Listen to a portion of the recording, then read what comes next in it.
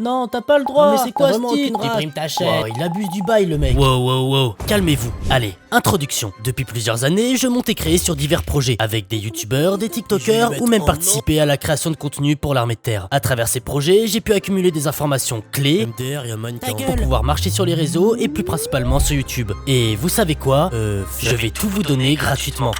Alors, accrochez-vous, parce que ça va dépoter. Tu vas percer mec, comme Pierre Ménès.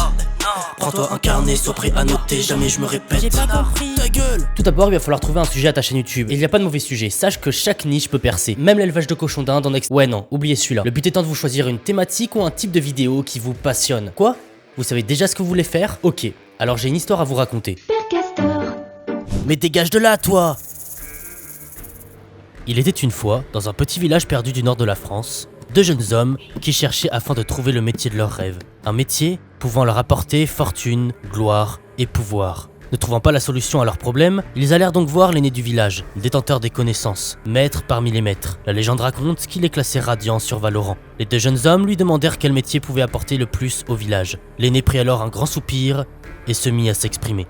Dans la vie, soit tu es un fermier, soit tu es un horloger. Le fermier va produire ses cultures en grande quantité, dans le but d'apporter un maximum de bénéfices. Tandis que l'horloger va être beaucoup moins productif, mais ses montres sont de grande valeur, et chaque vente lui apporte une grande somme. Maintenant, c'est à vous de savoir si c'est l'âme du fermier qui sommeille en vous, ou si c'est l'âme de l'horloger. M'avez-vous compris? Allez, maintenant arrêtez de me casser les couilles. Ok, je vous récap. Sur YouTube, vous avez deux solutions. Soit vous postez énormément de vidéos moyennes, je dis pas nul, je dis moyennes. Soit vous postez beaucoup moins régulièrement, mais chaque vidéo doit être exceptionnelle. Tout est dans votre capacité de jauger et de votre technique en écriture, tournage et montage. Après, si vous savez pas faire du montage, moi je suis monteur vidéo, je dis ça comme ça. Bon, vous savez ce que vous allez faire et à quel rythme. Maintenant, parlons technique. Pour réussir à faire des vidéos pour percer, il va vous falloir plonger dans cet espace de YouTube Studio. Et ici, vous allez y trouver plein de métriques très intéressantes. Mais pas de panique, alors explication. Vous postez une vidéo sur YouTube, YouTube va automatiquement le proposer à un certain nombre de personnes. C'est-à-dire que votre vidéo va se retrouver sur la page d'accueil d'un certain nombre d'utilisateurs. Et ça, on appelle ça les impressions. Vous pouvez aller voir ces stats en allant sur une vidéo et aller sur couverture, puis impression. Après cette première couverture, YouTube va alors regarder deux statistiques, le taux de clic et le taux de rétention. Le taux de clic, c'est le pourcentage de gens ayant vu ta vidéo dans leur page YouTube qui ont cliqué dessus. Plus le taux est haut, mieux c'est. Le taux de rétention, c'est le temps moyen qu'une personne va passer sur ta vidéo. Encore une fois, plus le taux est haut, mieux c'est. Avec ces deux stats, YouTube va alors regarder à quel point les gens aiment ta vidéo et à quel point ils aiment rester dessus. Car n'oubliez pas,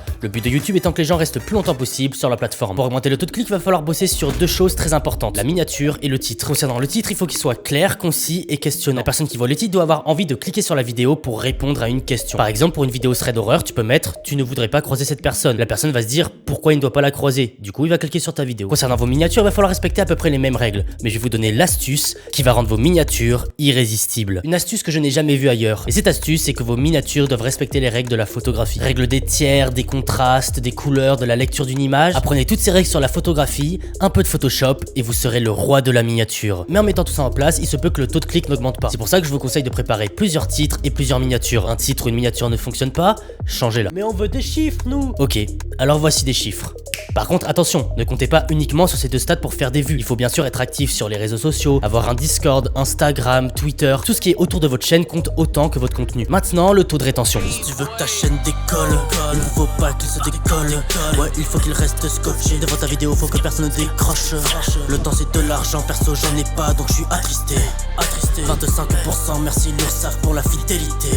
Le temps de rétention, c'est le taux moyen que les gens vont rester sur ta vidéo. Et ce taux est représenté par une courbe. Et plus cette courbe est droite, mieux c'est. Comme ma bite. Ouais, non, c'est dégueulasse. Pour augmenter ce taux, il va falloir bosser sur trois axes principaux. L'écriture, le tournage et le montage. En fonction de vos moyens, vous pouvez soit apprendre les trois, soit déléguer les trois. Mais attention, parce que la plupart des petits créateurs font la même erreur. Quand un créateur commence sur YouTube, souvent il va se dire que déléguer les tâches à des pros va lui permettre d'aller plus vite et percer plus vite sur YouTube. Eh bien, c'est faux et je vais vous expliquer pourquoi. Quand vous déléguez un travail à un technicien, en fonction de l'argent que vous mettez dedans, dans le travail, pas dans le technicien, il sera plus ou moins compétent. C'est normal, on n'achète pas des Balenciaga au prix des Geox. C'est bon, vous suivez? Le problème étant, c'est que beaucoup de petits créateurs veulent trop vite déléguer sans forcément avoir le budget. Ils vont alors faire appel à des gens pas chers qui, par effet de cause, font du travail pas cher. Ils vont au final payer plein de fois des petites prestations qui vont rien leur apporter. Mais alors moi, qu'est-ce que je vous conseille? Je vous conseille d'apprendre l'écriture, d'apprendre le tournage, d'apprendre les techniques du montage, car ça va vous servir à deux choses. De 1, ne pas perdre de l'argent dans des petites prestations que vous pourrez faire vous-même par la suite, et de 2, connaître un minimum le travail de vos prestataires. Parce que comprendre ce que font vos prestataires quand vous les payez, ça n'a pas de prix. Et n'oubliez pas, chaque connaissance que vous apprendrez pendant votre parcours vous servira plus tard. D'ailleurs, la plupart des gros youtubeurs ont de grosses bases en audiovisuel, tout simplement parce qu'ils ont commencé comme ça. Bon ok, je vais vous détailler la partie montage, mais c'est bien parce que vous me demandez. Mais on va faire rapide. Premièrement, couper tout ce qui est inutile. Personnellement, j'utilise la bande son et j'utilise QSDF. Voilà, comme ça. QSDF. Ok, des rushs terminés. Maintenant, j'ajoute de la dynamique en rajoutant des zooms par exemple, en mettant un point clé ici. Je zoome, un deuxième point clé ici.